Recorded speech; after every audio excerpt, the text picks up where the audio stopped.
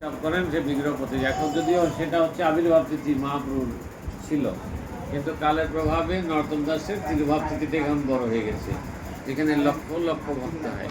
তাই সেই জন্য সেই তিথিতে উনি ছয় বিগ্রহ, রাধাকান্ত, রাধা বল্লভ, রাধা ব্রজমোহন, এখানে ব্রজমোহন গুরু মহারাজকে বলা হয়েছে ছয় বিগ্রহের মধ্যে কোন বিগ্রহের নাম দেব।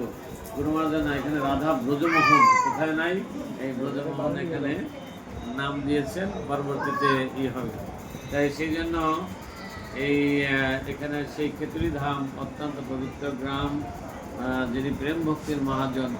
এখানে বিকালে যাবেন ভজনতলিতে। এখন সকলে বিশেষ করে সেই গৌরাঙ্গ বাড়ি, যেখানে ছয় বিগ্রহ প্রতিষ্ঠা হয়েছিল, গৌরাঙ্গ বাড়ি বলে, সেখানে সব ভ্যানে করে যেয়ে তারপরে ওইখানে যেয়ে স্নান করবে। যদি তর্পণের কোনো জিনিস লাগে, আমাদের বিদ্যা